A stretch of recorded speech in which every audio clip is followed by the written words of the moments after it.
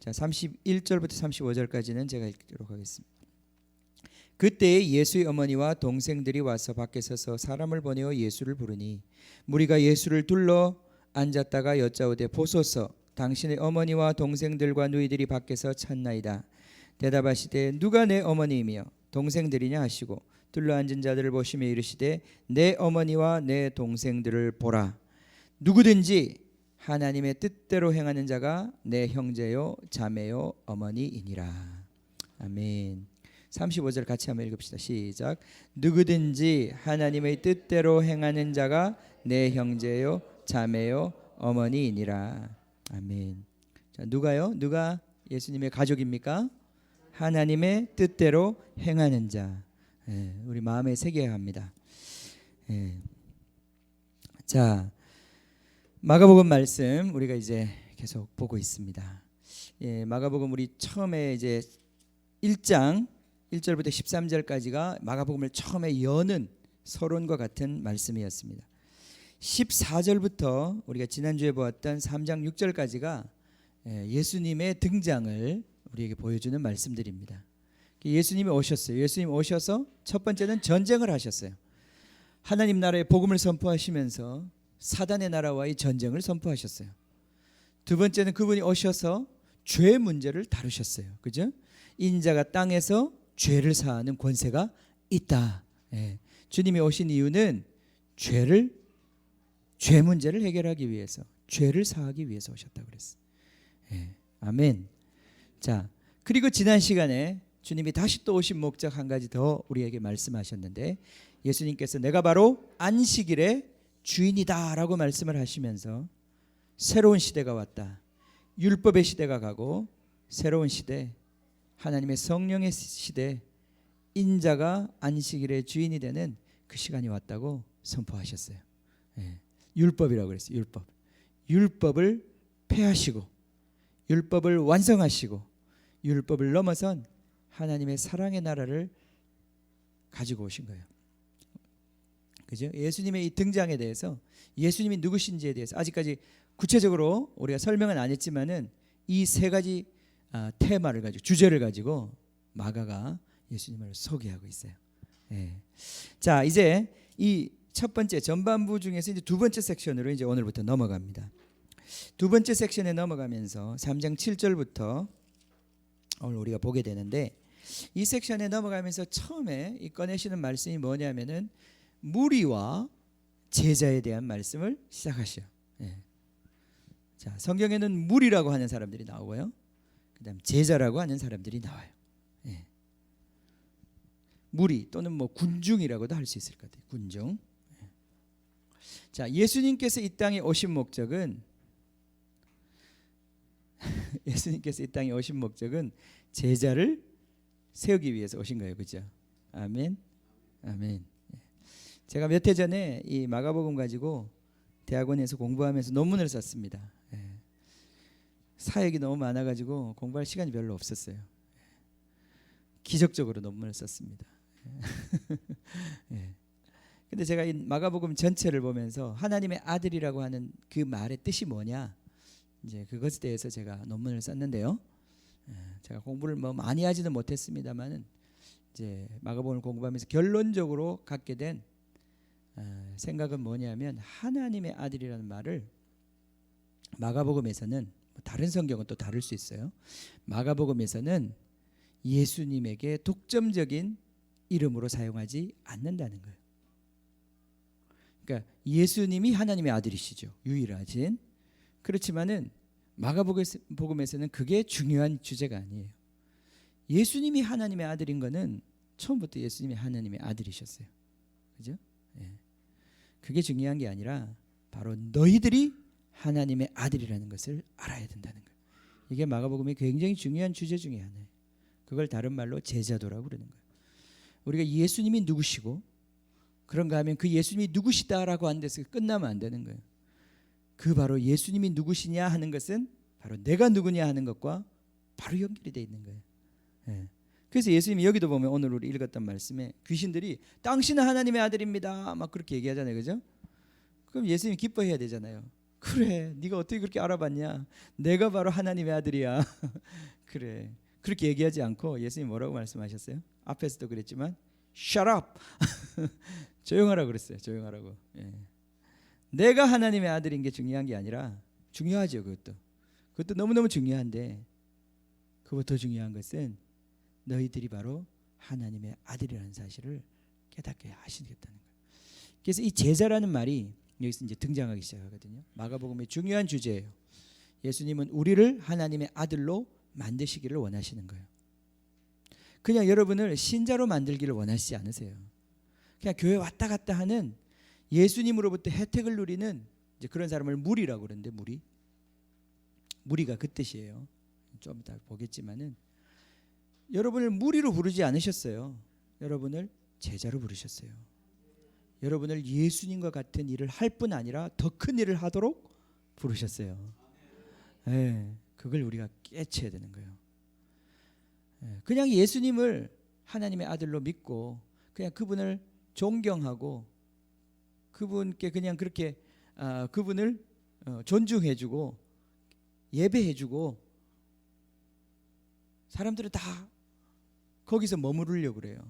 내가 예수가 되려고 하지 않는다 이 말이에요. 그죠? 예수님의 의도가 아니에요. 그런 경우에 예수님 별로 그렇게 기뻐하지 않을 거예요. 예수님, 당신은 하나님의 아들이십니다.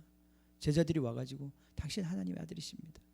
예수님을 자꾸 높여주니까 예수님 기분 좋겠죠. 그죠? 근데 이 제자들이 하나도 예수님을 따라올 생각은 안 해. 예. 그러니까 그런 거예요. 마치 피아노 이제 학생이 와, 우리 선생님 너무 피아노를 잘 치십니다. 제자인데 자기는 공부 하나도 안 해. 연습도 하나도 안 하고 그 선생님한테 하나도 배우지도 않아. 근데 맨날 선생님 앞에 가서 아부하는 거예요. 선생님 너무 피아노를 잘 치셔요. 너무 위대하세요. 너무 아름다워요. 예. 그럼 그 선생님 어떻게 하실까요? 그 제자를 어떻게 할까요? 그래도 나한테 박수 쳐주는 사람이니까 좋다고 하실까요? 진짜 선생님은 그렇게 안 할 것 같아요. 그죠? 예. 진짜 선생님은 그렇게 안 할 것 같아요. 진짜 선생님은 입을 막겠죠. 그죠? 예. 훈련하는 거예요. 이 선생님 같이 되는 거예요. 그죠? 이 선생님의 기쁨은 거기에 있는 거예요. 네가 나를 칭찬하는 데 있는 게 아니라, 그 칭찬도 그럴 수 있어요. 이 제자가 처음에는 우리 선생님이 얼마나 실력인지 몰랐어. 근데 자기가 이제 연습을 해보니까 와, 우리 선생님 이 실력이 보통 실력이 아니구나. 저게 그냥 나오는 게 아니구나. 그렇게 하면서 이제 인정해주면 그건 기분 좋은 일이죠. 그죠? 근데 뭘 하도 해보지도 않고 알지도 못하면서 예수님 위대하십니다. 예수님 찬양합니다. 예수님이 굉장히 피곤해하셔요. 그런 말. 그게 지금 본론이 아니란다. 그게 지금 내가 일하고 있는 것의 본론이 아니란다. 제발 정신 좀 차려라. 예. 그죠? 예. 자, 이 말씀을 봅시다. 오늘 제자와 무리에 대한 말씀을 하고 계십니다. 처음에 3장 7절에 오늘 이 처음에 딱 이 말씀이 시작하면서 무리에 대한 말씀을 하시면 7절에 보면 큰 무리가 예수님을 따랐다 그랬어요. 오늘 이 말씀을 제가 이렇게 보면서 참 재미있는 것 중에 하나는 장소가 대비가 되고 있어요. 첫 번째는 바다. 7절에 보면 바닷가에서 일어난 일이에요. 그죠? 예, 이 바다는 물론 예수님이 바닷가 갈릴리 바닷가에 가서 일을 하셨을 거예요. 이건 사실을 기록한 거예요. 그렇지만 성경에서 바다라고 할 때 그 바다는 갖고 있는 이미지가 있어요. 그것은 세상을 말하는 것입니다. 세상, 이 세상, 사람들이 있는 곳, 물고기가 많은 곳, 예, 이 바다로 나가셨어요. 그분이. 그 바다에는 군중들이 따랐어요. 무리들이 따랐습니다. 근데 예수님께서 이 무리들을 어떻게 해주십니까? 고쳐주셔요. 그죠? 무리들에게 하나님의 그 은혜를 나누어 주셔요.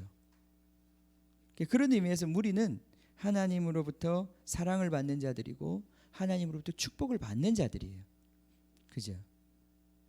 그런데 예수님께서 이 무리에 만족하지 않으시고 13절에 보면 어디로 가십니까? 산으로 올라가셔요. 그죠? 예. 자, 이 바다라고 하는 곳은 세상이라면 이 산은 바로 제자를 키우는 곳이에요. 훈련소와 같은 곳이에요. 하나님의 말씀을 받는 곳이에요. 모세가 산에 올라가서 하나님의 말씀을 받았어요. 이스라엘 백성들의 머릿속에는 이 세상에서 제일 높은 산이 하나 있는데 그 산의 이름은 바로 에베레스트가 아니고 시온산이었어요. 시온산. 그 사람들은 이 세상의 모든 산 중에 가장 높은 산이 시온산이다. 이 세상에서 가장 높은 분이 그곳에 계시고 그곳에서 바로 여호와의 법을 가르치시는 하나님의 법을 받는 것이 바로 이 산인 거예요. 이 산이라는 이미지가 그런 것이. 예수님도 제자들을 부르셔서 산에서 가르치셨어요. 그러니까 이 산은 제자들을 부르시고 제자들을 훈련시키시는 곳이에요. 20절에 가면 이번엔 어디로 가십니까? 집으로 가셔요. 집으로.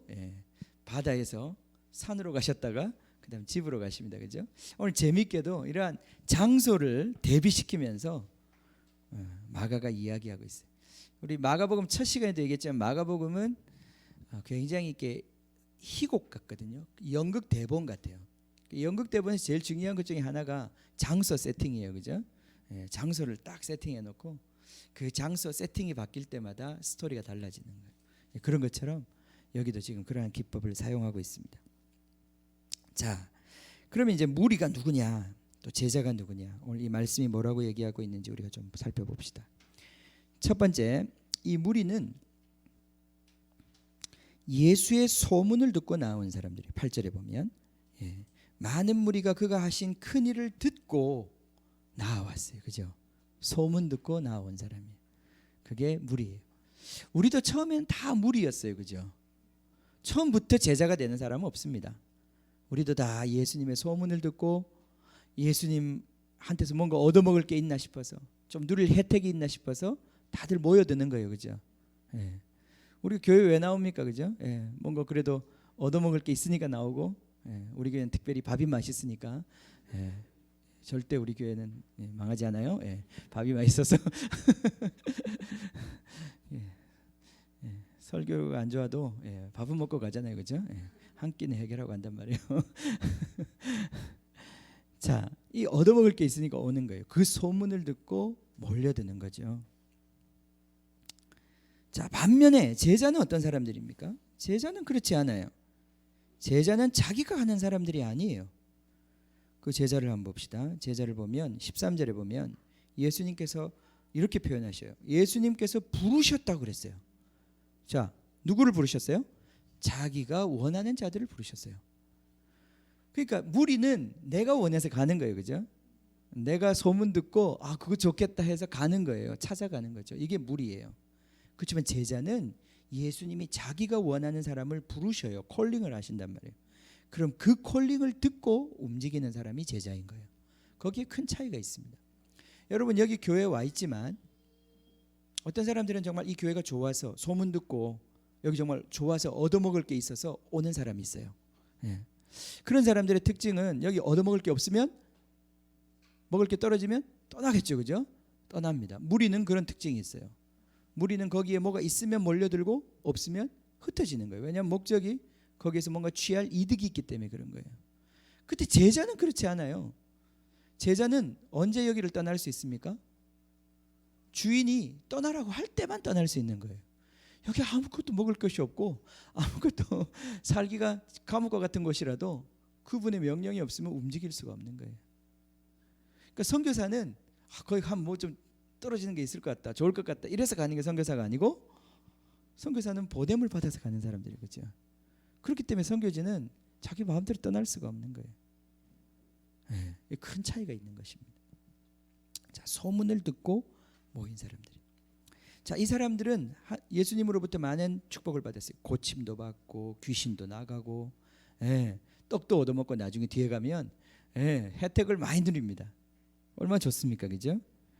그런데 이 사람들을 보면 이 사람들은 자기중심적인 사람들이에요. 그죠? 특징이 자기가 살아야 돼. 자기가 먹어야 돼. 지금 여기서 아무리 치유가 많이 일어나도 내 치유가 안 일어나면 안 돼요. 그죠? 다른 사람 치유가 중요한 게 아니야. 이 사람들의 관심은 누구의 치유요? 내 치유예요. 내 배가 채워져야 되고 내가 혜택을 누려야 돼. 자, 그러다 보니까 뭐가 생깁니까? 경쟁이 발생하는 거예요. 그죠? 이렇게 기다리다가 지금 예수님 바빠서 이게 만약에 사역이 끝나면 어떡해? 계속 지금 기적은 일어나고 있는데 내가 치유를 못 받으면 안 되잖아요. 그러니까 이제 쎄치게 하는 사람들이 나타나는 거예요. 막 그러면서 또 베드로 예전에 좀 알았던 그 사람들이 막 베드로한테 가가지고 뭐 그죠? 막 뇌물 쓰면서 야, 나 좀 앞에 끼워줘. 막 그런 일도 생기고 난리가 났어요 지금. 얼마나 난리가 났는지 예수님이 한 사람 치유하고 있는데 막 옆에서 누가 치고 들어와. 막 머리가 여기 뒤밀고 머리를 뒤밀고 머리를 못 집으니까 발을 집어넣고 여러분 상상이 가십니까? 이 지금 치유의 현장이 아비규환이 됐어요. 막 서로 치유받으려고. 예수님이 견디다 못해가지고 안 되겠다. 배를 하나 준비해라. 배를 하나 준비해라. 좀 떨어져서 하자. 질서를 지켜서 하자. 그러면서 예수님께서 배를 준비하라 그래. 이게 무리의 특징입니다. 무리는 자기중심적이에요. 그래서 자기가 어떻든 축복을 받아야 돼. 자기가 축복을 못 받으면 견디지 못하는 거예요. 그래서 오히려 여기 보면 예수님을 압박했다고 그랬어요. 그런 표현 나오죠, 그죠? 애워싸 민다 그러셨어요. 애워싸 민다. 그 표현이 압박했다는 표현이에요. 압박. 예수님을 막 이렇게 압박하는 거예요. 미는 거예요. 그러니까 예수님을 괴롭히는 사람들이에요, 그죠? 예수님한테 별로 도움이 안 되는 사람들이, 무리들은.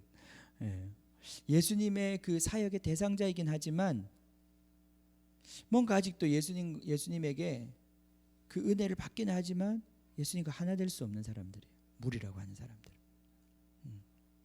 오늘날 사람들은 제자가 되는 것보다 무리가 되는 걸 좋아합니다. 그죠? 교회도 무리 중심의 교회를 하면 성공할 가능성이 많습니다. 요즘은 가능하면 교인들한테 부담 드리지 않고 많이 주고 혜택을 많이 주고 그죠? 그럼 사람 모으기 쉽습니다. 아닌가요? 나중에 선교를 그렇게 해보세요. 사람 많이 모일 거예요. 빵도 나누어주고 쌀도 나누어주고 막 계속 퍼주는 거예요. 그러면 사람 많이 모입니다. 곧 치유도 하고. 그것도 중요한 거죠, 그죠? 사람을 모아야지 일단. 무리가 돼야 그 다음에 제자가 되는 거니까. 일단 모으긴 모아야 돼요, 그죠? 우리는 어떻게 모아볼까요? 그렇지만 이 무리 가지고는 예수님께서 아무것도 하실 수 없는 거예요.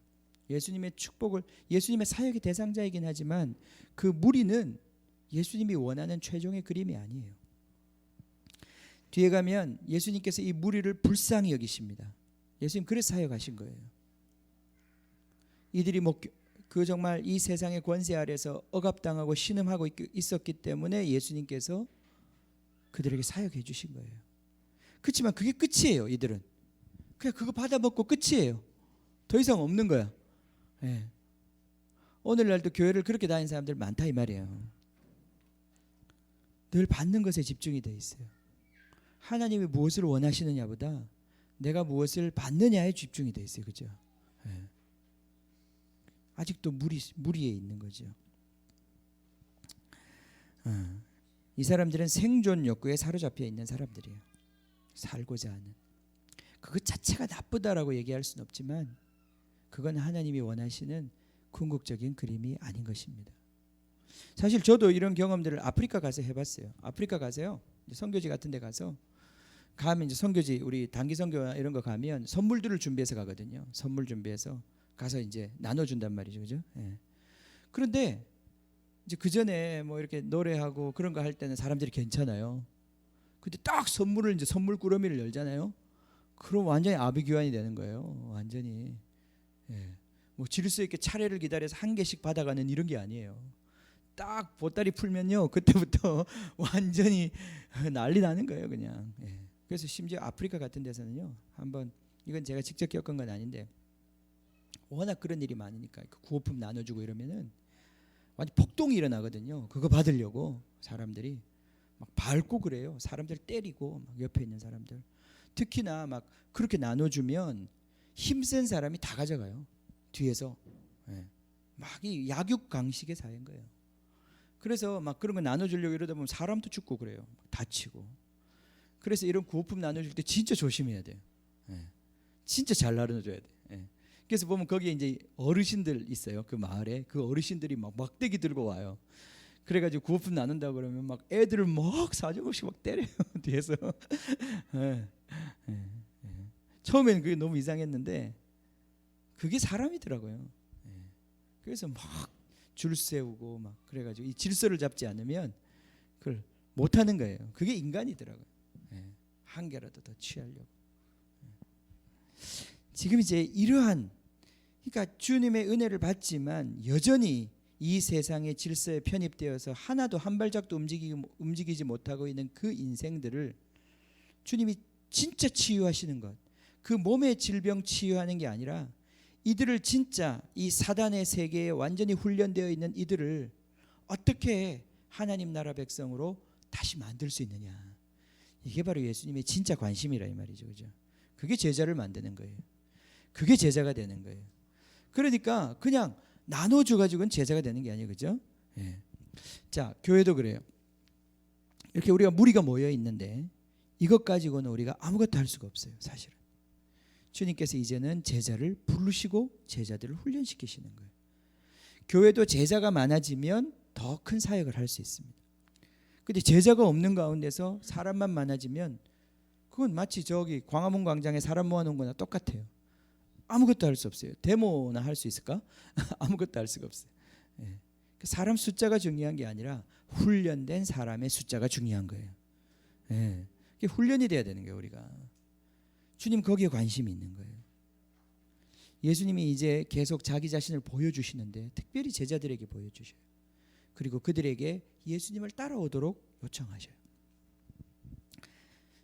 자, 예수님의 오늘 이 무리를 향한 사역들 보면, 그거 넘어가기 전에 우리 한두 가지 한번 봅시다. 더 보면 11절에 보시면 더러운 귀신들이, 귀신 들린 사람들, 그죠? 이 마가복음에는 귀신 들렸다는 표현을 굉장히 많이 씁니다. 그죠? 여러분 이제까지 보셨듯이 벌써 귀신 들렸다는 얘기가 굉장히 많이 나왔어요. 뒤에도 나옵니다. 귀신에 대해서 우리가 인식을 해야 합니다. 그죠? 여기 귀신이라고 번역을 했는데 귀신, 디몬이라고 영어에 디몬, 마귀라고 하는 악한 영이죠. 사실 evil spirit, unclean spirit. 특별히 마가복음에서는 깨끗지 않은 영, 더러운 영이라고 표현하고 있는 것. 이 영, 천사들이 타락한, 천사는 위계가 있는데 그 위계 중에 아주 다양한 천사들이 사단과 함께 타락했는데 그 타락한 영들이 인간을 장악하고 있고 인간을 괴롭히고 있고 인간 사회 곳곳에서 인간 사회를 왜곡시키고 있단 말이죠. 이 악한 영들이 역사하고 있는 거예요. 그러니까 마가복음에서는 하나님의 나라가 절대적으로 악한 영과의 전투의 모습으로 드러나요. 축사, 귀신을 내어쫓는 능력에 대해서 말씀하고 계시단 말이에요. 제자가 되는 것, 내가 제자냐 아니냐 특징 중에 하나가 내가 귀신을 쫓아낼 수 있느냐 없느냐, 이것도 제자의 능력 중에 하나예요. 그죠? 자, 봅시다. 이 귀신 들린 자들이 예수님 앞에 왔을 때 11절에 보면요, 어떻게 합니까? 그 앞에 엎드렸다 그랬죠. 그죠? 그 앞에 엎드려 부르짖어 이르되, 막 이제 말하는 거예요. 그죠? 당신은 하나님의 아들입니다. 이렇게 말했다 그랬어요. 여기 부르짖는, 저기 그 앞에 엎드렸다 그랬죠. 엎드렸다. 근데 이 엎드렸다는 표현이 보니까 이렇게 쓰러지는 거예요. fall down, 이렇게 넘어지는 거예요. 참 재밌죠. 그죠? 이 표현이 있어요. 여기에 보니까 이 악한 영에 사로잡힌 사람이 예수님 앞에 왔는데 이 악한 영들이 쓰러지는 거예요. 악한 영이 쓰러질 때 어떻게 쓰러질까요? 악한 영이 쓰러지는 게 어떻게 보이나? 악한 영이 쓰러지는 건 안 보이잖아요. 영은 안 보이니까. 악한 영이 쓰러진다는 걸 지금 표현했는데 여기에 누가 쓰러진 겁니까? 그러니까 악한 영이 들린 그 사람이 쓰러진 거예요. 그죠? 실제로 이 악한 영들이 막 우리한테 빠져나갈 때 여러분이 기절하게 돼요. 기절하게 돼.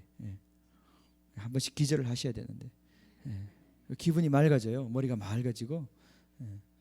여러분 기절 안 하세요? 저도 가끔 여기서 기도하다가 기절할 때 있어요. 기절하고 나면 이렇게 그 전에 막 미워했던 사람이 갑자기 기절하고 나면 안 미워지고, 내가 왜 그렇게 생각했지?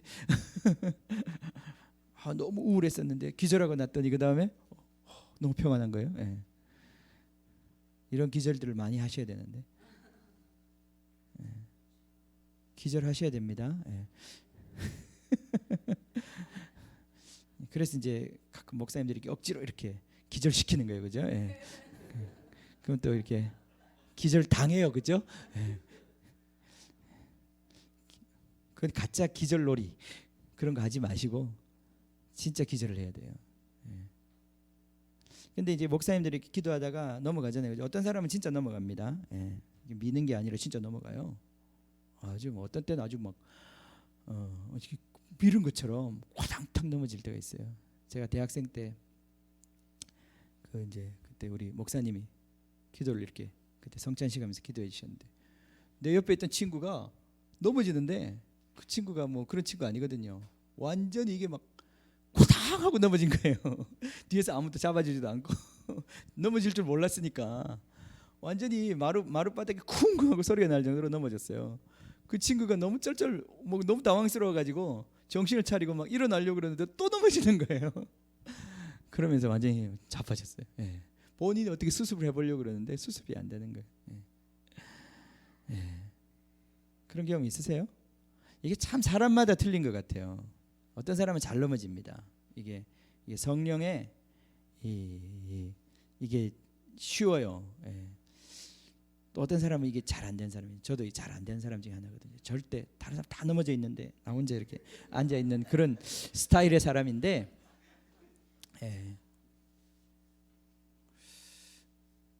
근데 이렇게 넘어가세요. 예. 제가 이제 이런 넘어가는 걸 처음 경험했던 게 영국에 가서, 이거 물론 이제 대학부 때 이제 그렇게 사람 내 옆에서 넘어지는 건 경험했는데 그 말고 집회 가운데서 그걸 본격적으로, 그때는 그걸 하는 그렇게 넘어뜨리려고 하는 그런 분위기가 아니었어요. 그냥 그 친구가 자빠진 거지. 예. 근데 이제 영국에 갔을 때는 이제 본격적으로 이렇게 기도해 주면 많은 사람들이 넘어졌어요. 예. 그리고 그런 좀 기대감도 있는 것 같고, 예. 그것에 대한 인식이 있는 거죠. 넘어지는 거에 대한. 예. 예. 그래서 우리 사모님은 잘 넘어갔어요. 사모님 먼저 넘어갔어요. 예, 그때도. 저는 어떤 선교사님이 와서 기도해 주셨는데 그때 터키 선교사님이 한 30분 넘게 기도를 해주셨어요. 근데 안 넘어가니까 내가 너무 미안하더라고. 너무 죄송하더라고. 빨리 넘어가야 되는데 그렇다고 내가 그냥 넘어갈 수도 없고 이분이 너무 고생하시는 것 같아가지고 어떻게든지 넘어가 보려고 그러는데 그렇게 하면 할수록 더 안 넘어가. 다리에 힘이 들어가고 그래서 나중에 그냥 누웠어요. 이렇게. 예. 넘어가 드렸어요. 예. 제가 넘어가 드렸다기보다 그냥 누웠어요. 제가 이렇게. 예. 누웠어요. 그랬더니 조금 기도해 주시다가 가셨어요. 예. 그러면서 이제 이게 왜 이렇게 안 될까? 그때야 의심도 많았죠. 이거 이상한 거 아닌가? 예. 뭐가 이상하다. 근데 또 어떻게 넘어가는 사람들 보면 잘 넘어간단 말이죠. 예. 그리고 그 사람들을 보면 그 사람들의 삶에 어떤 변화가 있어요. 분명히 영적인 변화가 있어요. 그것도 부인할 수 없어요. 뭐 그 사람들이 착해지거나 뭐 이런 건 아닌데 그 사람만의 어떤 영적인 해소가 일어나는 걸 제가 알 수가 있어요. 그래서 나중에는 이제 그 원리를 깨달았죠. 좀 뭔가 이렇게 온다 싶으면 넘어가는구나. 그냥 넘어가야 되겠구나. 그리고 집에서 혼자서 기도할 때도 리시빙을 하면서 뒤에 침대 앞에서 이러다가 넘어가기도 하고 그게 주님 안에서 릴렉스하는 거예요. 왜냐하면 진짜 우리 자신이 서 있다는 게 얼마나 이 강한 자기의 이 어떤 그 힘의 발동인지 몰라요. 예. 말도 마찬가지예요. 우리 말이라는 게 얼마나 많은 자기의 그 어떤 에너지와 힘의 사용인지 몰라요. 제가 이번 주에 방언에 대한 어떤 세미나에 갔다 왔어요. 월요일 날. 우리 평택대학교의 어떤 교수님이 요즘 너무 방언에 대한 공격이 많아서 그분이 방언에 대해서 책도 쓰시고 또 세미나도 해주셨어요. 근데 그분은 아주 공부를 많이 하신 분이에요. 그리고 이 캠브리지 대학교에서 신약학을 정식으로 하신 분이에요. 그러니까 대충 어떤 뭐 이렇게 경험적으로 이런 얘기를 하는 게 아니라 성경 연구를 바탕으로 해서 고린도전서 12장부터 14장까지 그리고 성경의 누가복음이나 다른 성경에 나타나 있는 방언에 대한 언급을 학문적으로도 분석해 볼 때 지금의 방언이 그쳤다거나 지금의 방언이 아니라거나 그렇게 얘기하는 것이 성경적이지 않다는 것을 말씀하시는 분이셨어요. 그래서 제가 그분 세미나가 있어서 이번 주에 갔었는데 되게 뭐 은혜를 받았다기보다는 많은 믿음의 격려를 받았어요. 왜냐하면 오늘날 너무나 방언에 대한 공격이 많아요. 방언에 대한 공격 중 여러분 뭐 인터넷 같은 데 보시면 방언에 대한 공격들 그런 설교들을 쉽게 접할 수 있는데 그 중에 하나가 노우호 목사님이라는 분이 요즘에 책을 한 권 쓰셔가지고 지금 하는 방언은 다 가짜다 그런 책을 하나 썼어요. 근데 그분이 막 자기가 이제 나름대로 고린도전서 뭐 이런 성경의 말씀을 자기 나름대로 해석해가지고 이게 그래서 방언은 다 가짜다, 다 마귀한테서 온 것이다. 그러면서 완전히 지금 이 땅에 있는 교회들이 한 절반 이상 이 방언을 인정하고 기도하고 있는 그 교회들을 다 그냥 마귀에게 속한 것으로 정죄해버린 그런 책이 나왔어요. 근데 이제 그 책이 전혀 성경을 바로 해석한 것이 아니라는 것을 이분이 이제 반박하는 글을 쓰신 거예요. 제가 그 글을 보고 이분을 알게 됐어요. 그래서 제가 이제 이분이 하는 세미나에 한번 갔는데 이번 주에 가서 이제 그 공부하면서 많은 확신을 얻었어요. 말씀이 무엇을 말하고 있는지. 그러면서 그분은 단순히 성경만 가르치는 분이 아니라 그분 자신도 방언에 대한 말씀을 가르치고 그 방언을 또 그 시간에 방언을 받게 하는 그러한 사역을 하시는 거예요. 자기가 처음에 이런 사역을 할 때는 한 10% 20% 정도 방언을 받았대요. 근데 지금은 90% 이상 받는데 자기가 이 사역을 하면 뭐가 달라졌느냐? 자기 안에 내적인 확신이 달라졌고 자기 사역의 확신이 달라졌다는 거예요. 그래서 지금은 거의 다 받는다고 그렇게 말씀하시더라고요. 일주일에 한 2번 이상씩 교회들을 방문하면서 이 사역을 하고 계세요. 근데 그것과 함께 느낀 것도 제가 이 세미나를 통해서 느낀 게 뭐냐면은 믿음의 문제였어요. 믿음의 문제. 방언도 마찬가지예요. 이 모든 영적인 현상들이 다 믿음과 연결이 되어 있는데 우리가 그걸 믿고 그걸 환영하고 그걸 갈망하고 그럼 그런 현상이 더 많이 일어나요. 넘어지는 것도 마찬가지예요. 여러분 넘어지는 게 좋습니까? 나쁩니까? 싫어? 싫어요? 물론 그럴 수도 있어요. 제가 보면 조금 이렇게 은사주의 운동하는 이 그룹 안에서 보면 그런 어떤 나타남, 이게 하나님의 어떤 현상적인 성령의 역사가 나타나는 것을 너무 사역자가 집착해서 그걸 막 인위적으로 조작하거나 인위적으로 일으키려고 하는 그러한 자기 힘이 들어간 케이스들이 많아요. 그런 사역들의 경우에 사람들한테 상처를 주죠, 그죠? 사람들한테 상처를 줘요. 성령 그런 분이 아니신데 성령의 사역자들 가운데 보면 때때로 너무나 이게 완고할 때는 또 그 어떤 그런 것들이 이런 것들 때문에 어떤 부정적인 이미지도 있고 이런 것들이 오히려 성령에 대해서 더 이렇게 마음을 막기도 하고 그렇게 해요. 근데 이제 결론적으로 보면 오늘 이 말씀의 굉장히 중요한 포인트 중에 하나인데 여러분 성령이 없으면 우리의 사역에 성령이 없으면 사실 아무것도 없는 것입니다. 이걸 인식하셔야 돼요. 우리의 모든 사역은 다 하나님의 사역은 다 성령의 사역입니다. 그 성령을 거부하고 어떤 종의 하나님의 사역도 있을 수 없어요. 많은 보수적인 교회들이 성령을 인정하지 않는 건 아니지만은 굉장히 소극적인 교회들이 많습니다. 성령의 어떤 현상이 나타날까 봐 굉장히 두려워하는 교회들도 많습니다. 근데 그것이 결코 성경적이지도 않고 바람직하지도 않아요.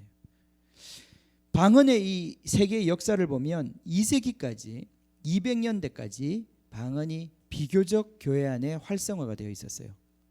근데 2세기 말부터 방언이 교회 안에 점점 현상이 줄어들기 시작해요. 그러면서 1900년대 될 때까지도 방언이 없어진 건 아니었어요. 역사적으로 간헐적으로 흔적들이 남아있는데 방언이 굉장히 교회 안에서 죽어 있었어요. 그 이유가 왜 그러느냐? 방언에 하나님께서 정말 초자연적으로 또는 어떤 사람의 의지를 넘어서서 방언의 역사들을 일으키지만은 여전히 교회가 가지고 있는 생각, 신학이 방언에 반대하는 신학을 많이 갖고 있었어요. 그러니까 생각과 이 믿음이 그것을 거부하고 있었기 때문에 이 교회사에 있어서 그렇게 활성화가 되지 못했던 거예요.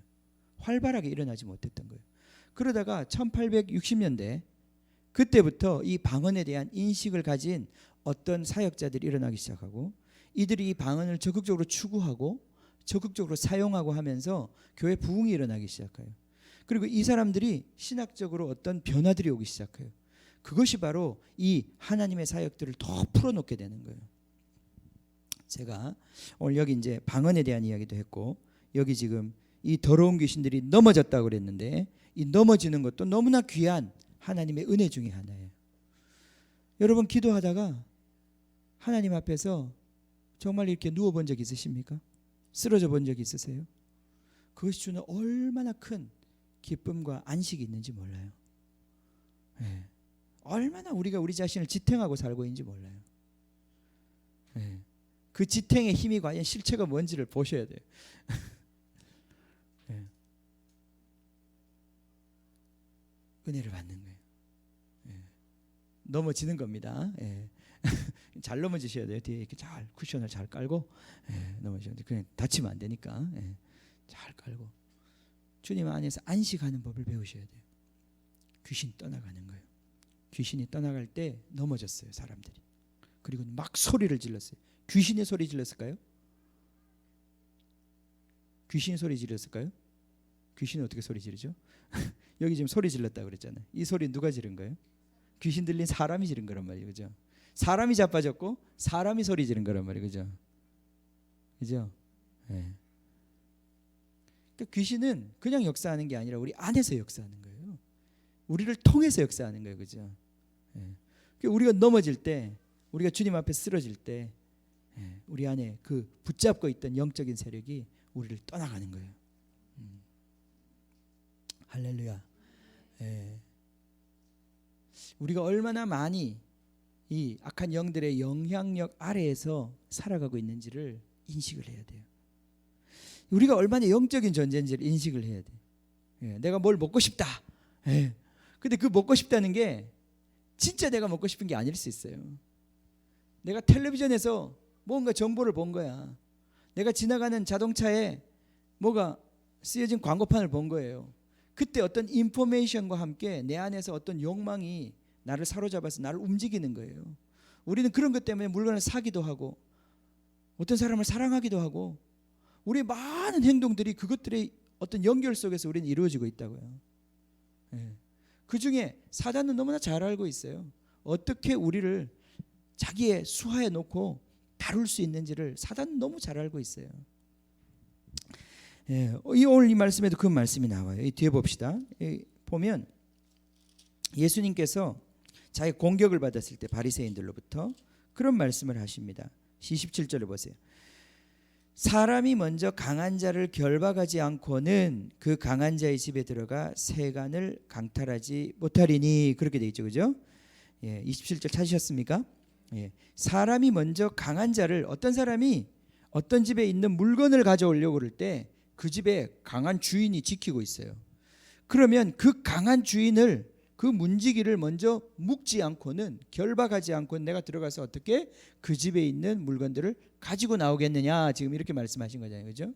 근데 여기 세간이라고 쓰여 있는 단어 있죠, 물건. 이 단어가 원래 뜻이 그릇이라는 뜻이에요. 도구라는 뜻이에요. 도구. 세간이라는 게 그런 거죠, 그죠? 우리 살아가는 살림 도구들을 세간이라고 그러는 거 아니에요, 그죠? 도구라는 말이에요. 도구. 무슨 뜻입니까? 이 악한 자가 자기를 도구화했다는 거예요. 우리를 다 그릇이라는 거예요. 사단이 자기의 나라를 움직이기 위해서는 도구가 필요한데 우리 한 사람 한 사람을 다 도구로 쓰고 있다는 거예요, 사단이. 그런데 예수님께서 이 강한 자를 묶고 난 다음에 그 도구들을 끄집어내어 가지고 예수 하나님 나라의 그릇, 하나님 나라의 도구로 만드셨다는 거예요. 여러분, 우리가 주님께 속하고 하나님의 영의 지배를 받지 않으면 우리는 훌륭하게 사단의 왕국의 도구가 되는 것입니다. 도구예요, 도구. 우리 안에서 역사하고 있어요. 우리가 그것을 인식하는 거예요. 내 안에 지금 어떤 힘이 움직이고 있나, 내가 저 사람을 못마땅하게 생각하고 미워하는 것이 도대체 왜 그런 것인가, 내 안에서 무엇이 움직여서 나로 하여금 이런 생각과 이런 행동을 하게 만드는가, 이런 반응을 하게 만드는가. 인식해야 되는 거야. 내가 공부하기 싫다. 공부하기 싫어요? 아니야, 그지? 공부는 해보면 또 공부 너무 재밌어. 내가 이렇게 좋은 공부를 왜 하기 싫어했지? 그죠? 공부를 해보면 이 세상에 공부만큼 재밌는 거 없어요. 그죠? 피터야, 그지? 안 해봐서 몰라? 공부만큼 재밌는 게 없어. 공자님이 그렇게 말씀하셨어. 내가 배우고 때로 익히니 즐겁지 아니한가. 공자님이 그냥 내가 이 세상에 그 어떤 것보다도 공부하는 게 제일 즐거워. 불력 열호와. 응? 예, 공자님이 말씀하셨어요. 예. 그래도 공자님은 유명한 분이잖아요, 그죠? 예. 동네 사람이 얘기한 게 아니란 말이에요. 공부가 얼마나 즐거운가. 예. 그죠? 예. 근데 공부하기 싫어. 왜 공부하기 싫을까요? 뭔가 영향을 받은 거예요, 그죠? 예. 영적인 영향을 받은 거예요. 제가 말씀 보기 싫어요. 사실은 말씀은 꿀과 같이 단 거예요. 근데 말씀 보기 싫어. 기도하기 싫어. 왜 그럴까요? 뭔가 영향력 아래에 있기 때문에 그런 거예요. 예. 이걸 인식하셔야 되는 거예요. 내가 영적으로 살아간다는 게 그거예요. 내가 저 사람을 왜 미워할까? 예. 지난 시간에 제가 소개했던 그 신영복이라는 사람이요. 그 사람이 이제 여러 가지 이제 감옥에서 있었던 이야기들을 쓰는 것 중에 하나가 재밌는 이야기가 그런 거예요. 감옥에서는 겨울이 좋다는 거예요. 감옥에서는. 감옥은 난방을 안 해줍니다. 그렇더라고요. 제가 최근에도 면회를 해보니까 감옥은 난방을 안 해주더라고요. 그냥 마룻바닥에다가 그냥 자는 거예요. 예. 감옥에서는 겨울이 좋다는 거예요. 예. 왜냐하면 이제 그분의 그 생각이겠죠. 근데 여름에는 이제 그 감옥이 예전에 이제 이분이 있었던 감옥은 좁았겠죠. 지금도 마찬가지일 것 같은데 여러 사람이 이제 함께 자는 거예요. 그 좁은 감옥에 한 20명. 이렇게 옆으로 이렇게 자는 걸 칼잠이라고 그러는데요. 예. 이렇게 바로 누워 자는 걸 떡잠이라고 그러는데요. 예. 예. 떡잠을 자는 날은 진짜 누구 부럽지도 않고 그거 그렇게 좋대요. 근데 그 떡잠을 자지 못하고 칼잠을 자야 되는 날이 많대요. 예. 감옥이 그렇게 널널하지 않나 봐요, 그죠? 예. 힘든가 봐. 예. 그런데 여름에는 그 사실은 감옥에 있으면 그 같이 방에 있는 사람들하고 상당히 친해진답니다. 그리고 상당히 그 어떤 정을 느끼고 그렇지 않겠어요? 맨날 같이 뒹굴고 그 사람은 다 실체를 보고 사는데 예, 미워할 일, 그 정이 드는 거죠, 그죠?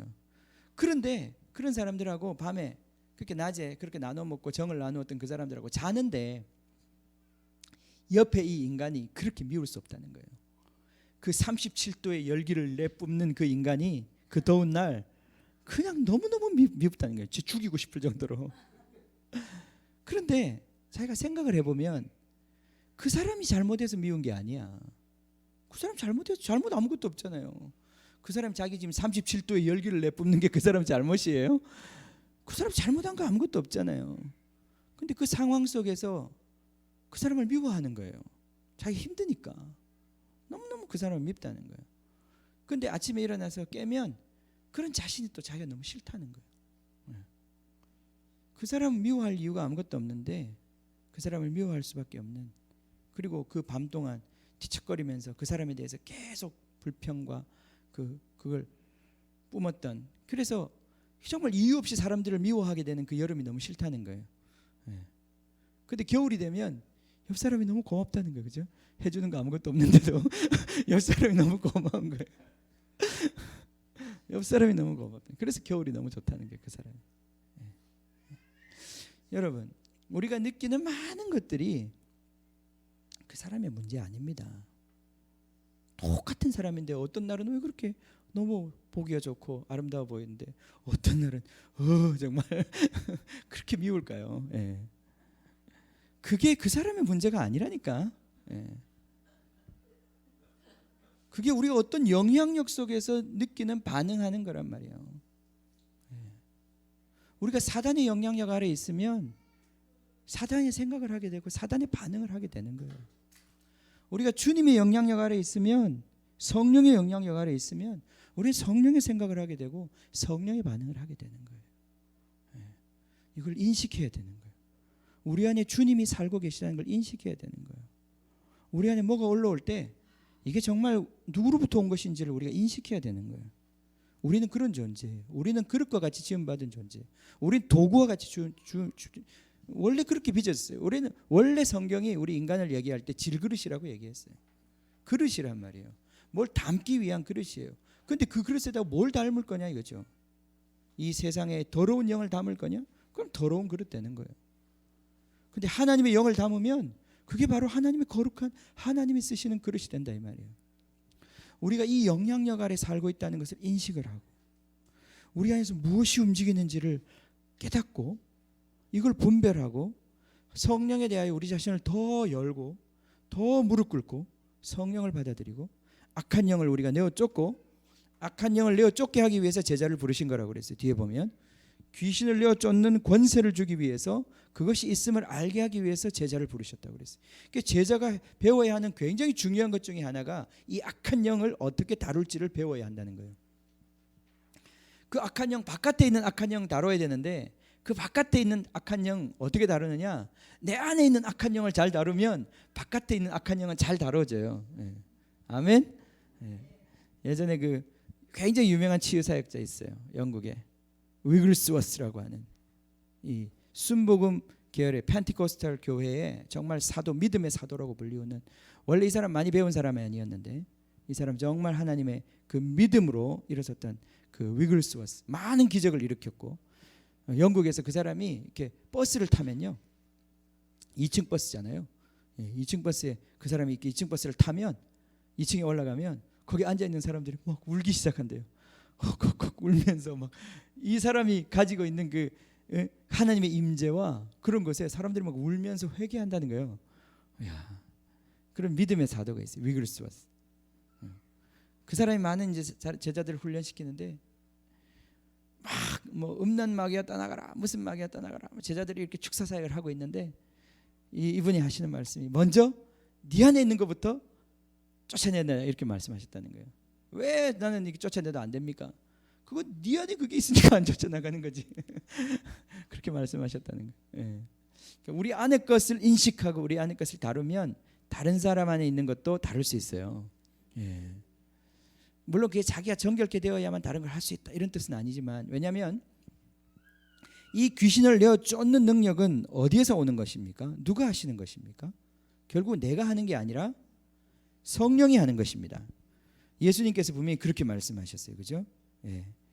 이 바리새인들이 너희가 바로 귀신의 힘을 힘입어 가지고 귀신의 왕의 힘을 힘입어 가지고 귀신을 쫓아낸다 이렇게 말했을 때 그 말이 틀렸다고 그랬어요. 근데 그 일이 무슨 일이라고요?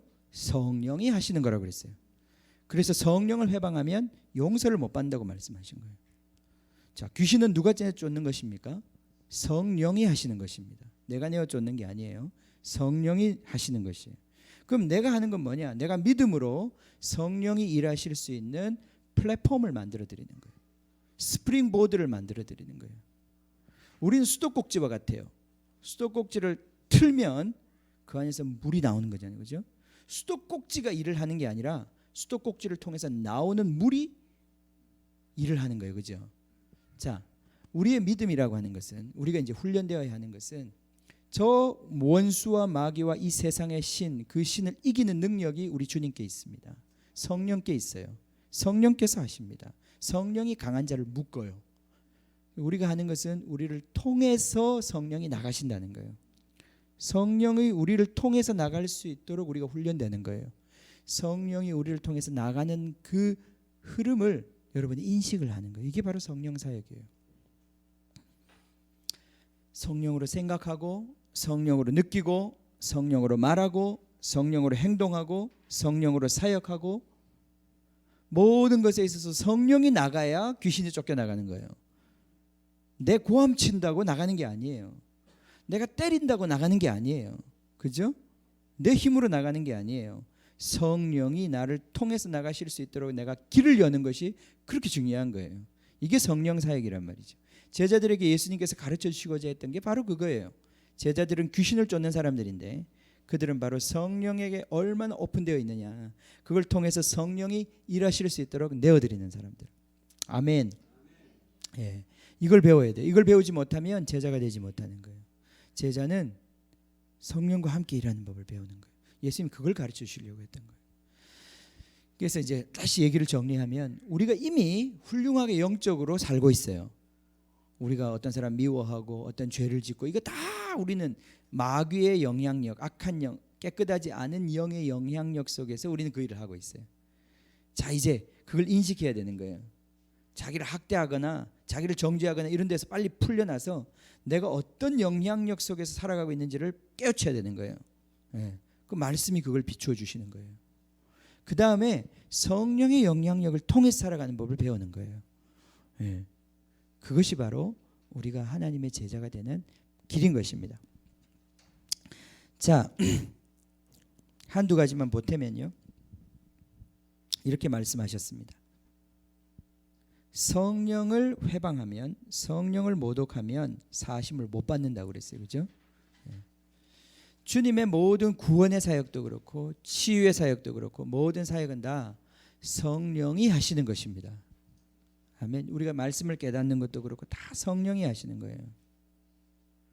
그런데 이 성령 자체를 거부하면, 성령을 모독하고 성령을 거부하면 아무런 주님의 구원 사역이 일어날 수가 없는 거예요. 그러니까 모든 사역이 다 인간적으로 우리가 잘못 판단해서 정죄하거나 반대하거나 무식해서 그럴 수 있어요. 바울도 자기가 몰랐기 때문에 그렇게 했다 그랬어요. 과거에 몰랐기 때문이라고 그랬어요. 알고 그렇게 했다면 바울에게는 기회가 없었을 거예요. 여기 지금 바리새인들이 왜 성령을 회방하는 죄로 말미암아 더 이상 기회가 없다고 말씀하시냐 하면, 이들은 자기가 알고 있다는 거예요. 예수님 그걸 지적하시는 거예요. 바로 하나님께서 지금 이 일을 하고 계시다는 것을 그들이 알고 있고 느끼고 있고 보고 있는데도 이 바리새인들은 그걸 거부하고 있단 말이죠. 그건 귀신의 일이라고, 마귀의 일이라고 거부하고 있단 말이죠. 왜 그렇게 하냐 이거예요. 왜 그렇게 했습니까?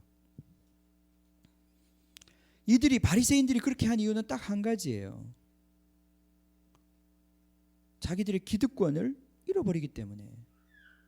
사람들이 자기 말을 듣는 것이 아니라 예수 말을 듣기 때문에 그 사람들한테 일어나고 있는 진짜 영적인 변화들은 그건 맞단 말이죠. 그건 좋은 일이다.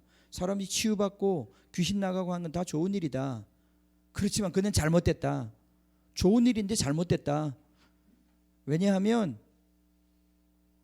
그건 귀신의 일이다. 그럼 귀신이 좋은 일 한 거네, 그죠? 네. 왜 그렇습니까?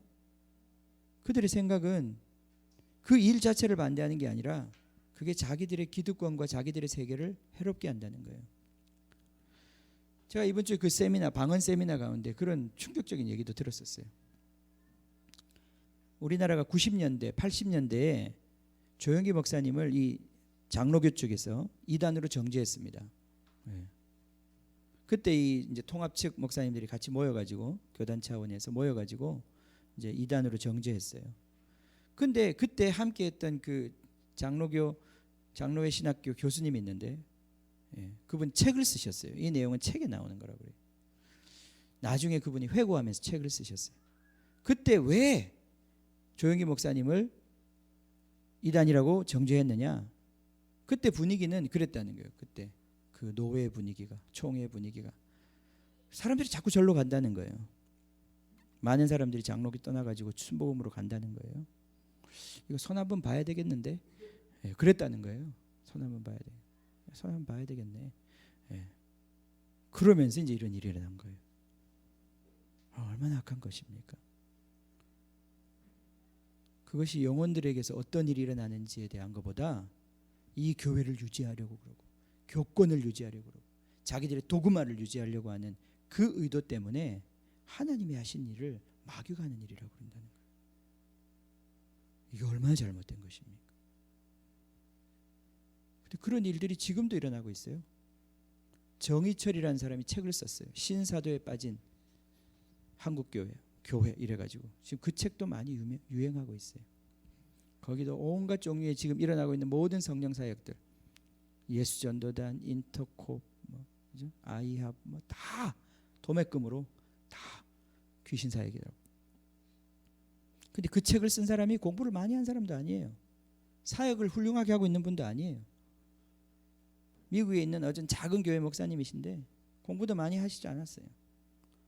학자적으로도 전문성이 있는 것도 아니고 사역적으로 전문성이 있지도 않는 그런 분이 쓰신 책을 한 권 냈어요.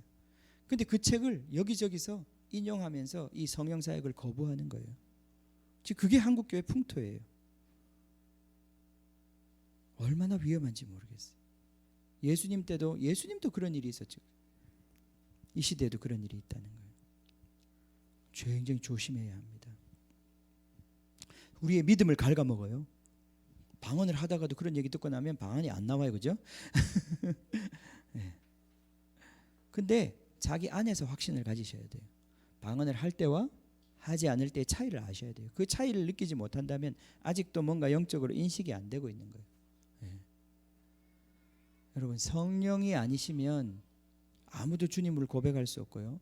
성령이 아니면 주님의 일을 할 수가 없습니다. 힘으로도 되지 않고 능으로도 되지 않고 오직 성령으로 가능한 것이에요. 네. 더 성령을 우리가 웰컴해야 합니다. 단 분별은 해야 돼요. 왜냐하면 선지자들 중에 거짓 선지자도 있고 사도들 중에 가짜 사도도 있기 때문에 우리가 그게 정말 주님께로부터 온 것인지는 분별해야 돼요.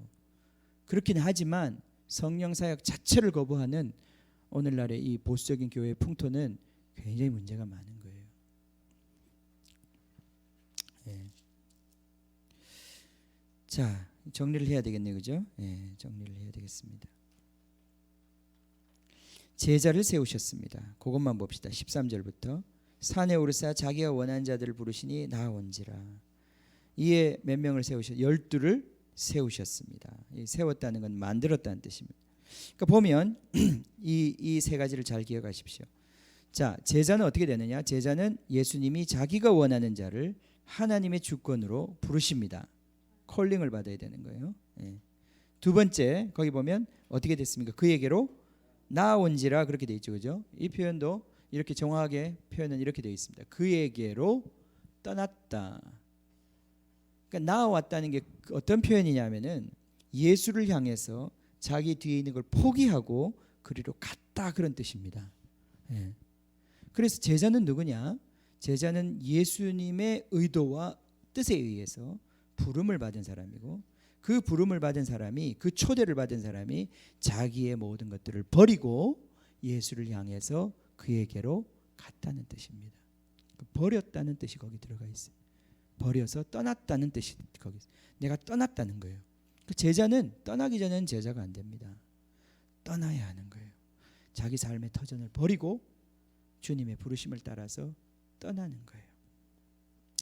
자, 그렇게 떠나서 예수님께서 12를 세우셨다 그렇게 표현하셨어요. 이 세우셨다는 것은 공동체를 만드셨다는 뜻입니다. 자, 예수님께서 그냥 사람들을 부르실 뿐 아니라 제자들을 어떻게 하십니까? 조직하십니다. 제자들은요, 각계 전투가 아니에요. 제자들은 팀워크를 가진 군대예요. 그렇게 부르시는 거예요. 그러니까 제자는 그래서 내가 예수님의 제자가 되는 것뿐 아니라 제자들의 무리 가운데 공동체 일원으로서 부름을 받는 거예요. 그러니까 팀워크를 배우셔야 되는 거예요. 여기 보면 그 팀워크를 가르쳐 주신 거예요. 자, 이 제자를 불러서 예수님이 뭐라고자 하셨느냐? 첫 번째는 자기와 함께 있게 하셨다. 아멘. 네. 처음에 해야 되는 게 뭡니까? 예수님을 배워야 하는 거예요. 예수님과 함께 있는 법을 배워야 하는 거예요. 예수님이 어떻게 사시는지를 봐야 돼요. 예수님이 어떻게 사역하시는지를 배워야 돼요. 이제 뒤에 가면 예수님이 사역하는 장소에 그들을 데리고 다니십니다. 예수님을 가르쳐 주셔요. 예수님 말씀을 가르쳐 주시고 예수님을 또 배워야 돼요. 여러분, 예수님으로부터 배워야 합니다. 아멘. 이 한 주간을 지내면서 얼마나 예수님으로부터 배우셨어요? 제가 상주에 내려가면 거의 기도하면 시간을 보냅니다. 근데 그렇잖아요. 그냥 거기 앉아서 기도하고 있으면 내가 지금 뭐 하고 있나 이런 생각이 들 때가 있어요. 예. 기도 응답은 금방금방 되는 것 같지도 않고 허공을 치는 것 같을 때도 있고 막막할 때가 많아요. 근데 언제부턴가 주님이 제게 주신 마음 중에 하나가 주님의 발치에 앉아서 배운다라는 그 시간이 바로 주님을 배우는 시간이다라는 그런 마음 주신 적이 있어요. 그래서 제가 그 기도 시간에 앉을 때마다 주님, 제가 또 주님 발 앞에 앉았습니다. 주님, 저를 가르쳐 주십시오. 이 기도 시간 통해서 저는 배우기를 원합니다. 주님을 배우기를 원합니다. 근데 정말 주님께서 놀랍게도 그 시간에 제가 신학교에서 강의 들을 때보다 제가 앉아서 책을 읽고 연구할 때보다 더 많은 계시를 가르쳐 주셔요. 예.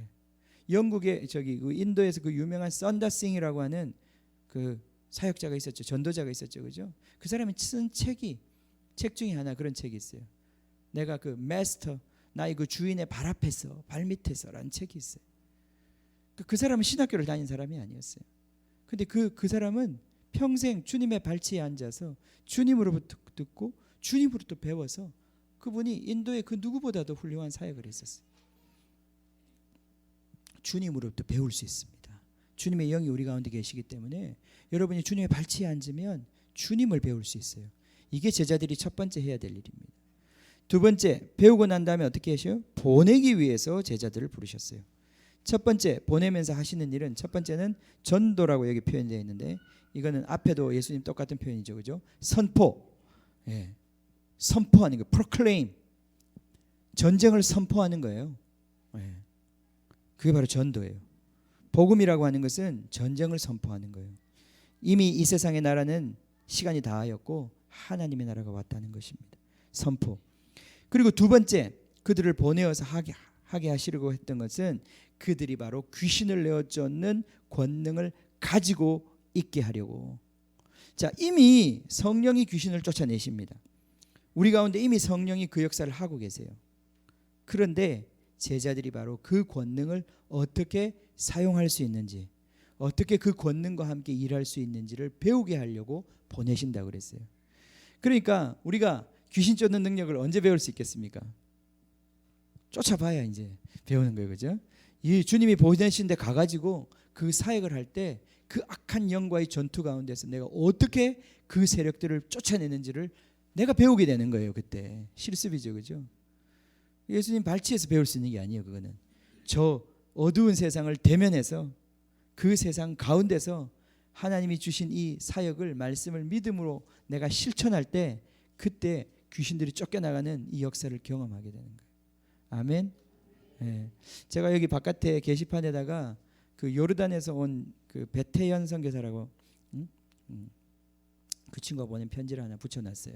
예. 그 친구가 그렇게 막 영적인 친구가 아니에요. 예. 맨날 기타 딩딩거리고 우리 은호처럼 음악 좋아하고 그런 친구인데 선교사로 갔어요.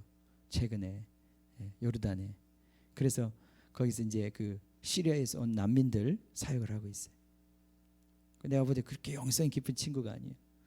근데 그 친구가 질병을 치유했어요. 저기 바깥에 적어놨어요. 치유 사역이 일어나는 거예요. 막 기타를 치니까 사람들이 막 눈물을 흘리고 마음의 치유를 받는 거예요. 그 친구가 대단해서가 아니라 그 친구를 보내신 하나님의 영이 그 안에 계시고 그가 순종하고 이걸 열기만 하면 하나님이 일하시는 거예요. 너무 부럽죠. 우리가 기적이 안 보이는 이유는 여기 앉아 있어서 안 보이나? 나가면 기적을 보게 돼요. 주님 보내시면. 이번에 가셔서 성령과 함께 일하는 법을 배우시고 성령이 일하시는 것을 통해서 내 안에 이런 어마어마한 능력이 있구나. 정말 이 하나님이 내 안에 계시는구나. 그것을 깨닫게 되기를 원합니다. 너무 많네요. 얘기할 게. 마지막 한 가지만 더 합시다.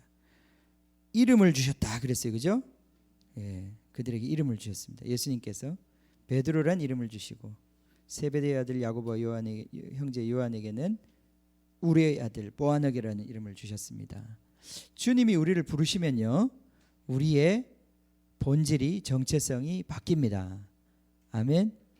우리가 새로운 이름을 받아요. 다른 제자들도 받았을 거예요. 근데 여기 두 사람만 적어놨어요. 새로운 이름을 받습니다. 이 이름은 어떤 이름입니까? 이 이름은 예언적인 이름이에요. 단순히 이름이 아니에요. 베드로에게 페트라, 바위라고 하는 이름을 주셨는데 시몬이었죠 원래 이름은. 근데 피터, 페트라라고 하는 이름을 주셨단 말이에요. 그 이름을 왜 주셨습니까? 그것 예수님 바로 베드로를 반석 삼아 교회를 세우겠다고 그 약속을 주신 거예요. 아멘. 그 뒤에 이름이 뭡니까? 보아너게, 우리의 아들. 이거는 좀 해석이 어려워요, 그죠? 그래서 신학자들 제가 주석을 찾아보니까 해석이 어렵더라고요. 여러 가지 얘기를 해놨는데 너무 제가 보니까 답답해요. 막 성격이 너무 불같아가지고 그렇게 불같은 성격이라는 뜻에서 이런 이름을 줬다 이랬는데 그건 틀린 말이에요. 제가 볼 때는 베드로가 뭐 이렇게 흔들림이 없는 굳건한 사람이라고 별명을 그렇게 붙여주신 게 아니라 이 말이에요. 이게 별명이 아니에요 지금. 너무 성격이 급하고 뭐 누가복음에 보니까 막 이 요한과 야고보가 막 사마리아인들이 예수님을 받아들이지 않으니까 하늘에서 불을 내려가지고 죽여버릴까요? 막 그런 얘기하니까 막 성격이 급하고 이래서 이런 이름을 붙였다. 학자들이 그렇게 공부 많이 하고는 왜 이런 얘기를 하는지 모르겠어요. 여기 보면 그 뜻이 아니잖아요. 이름을 주셨다고 그랬어요, 그죠? 별명을 붙인 게 아니에요. 이름을 주신 거예요. 그것은 바로 예언적인 이름이고 하나님의 뜻이 담겨져 있는 거예요. 진노, 여기 보면 우레의 아들, thunder, 우레, 천둥, 번개의 아들, 천둥의 아들. 근데 이 번개가요, 우리 오늘 시편 29편에서 읽었지만 하나님의 목소리예요. 하나님이 이 세상에 임하실 때 천둥과 번개로 임하셔요.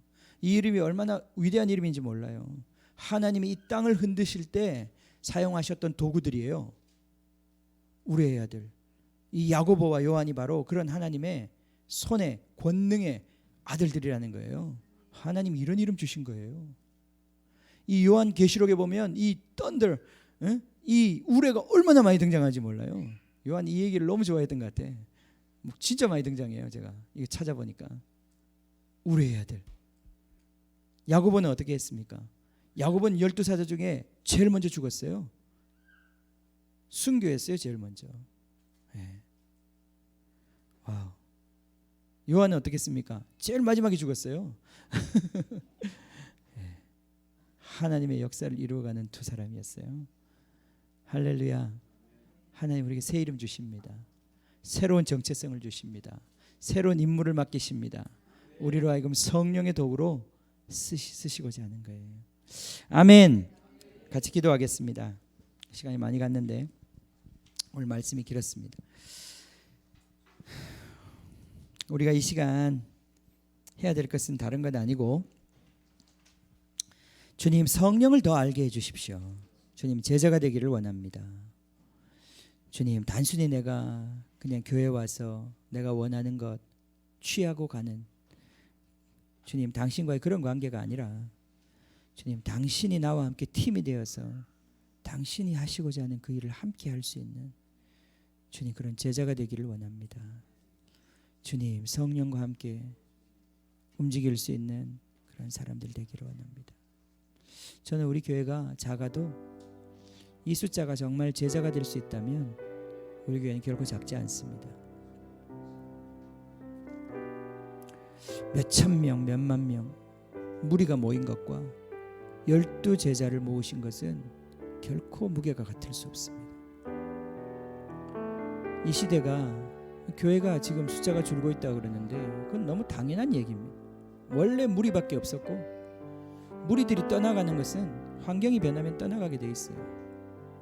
그런 걸 기독교 감소라고 얘기하면 안 됩니다. 우리가 놓치고 있었던 것이 무엇인지 이제 봐야 되는 거예요. 제자입니다. 제자. 주님이 원하심, 주님의 그 원함, 주님의 그 뜻을 알아서 주님의 그 부르심을 따라서 주님께 순종하는 그 제자가 필요한 것입니다. 누가 내 형제요, 내 자매요, 내 어머니냐? 예수님 새로운 가족을 만들고 계십니다. 내 아버지의 뜻대로 행하는 자가 바로 나의 가족이다. 내 집이다. 새로운 가족이다.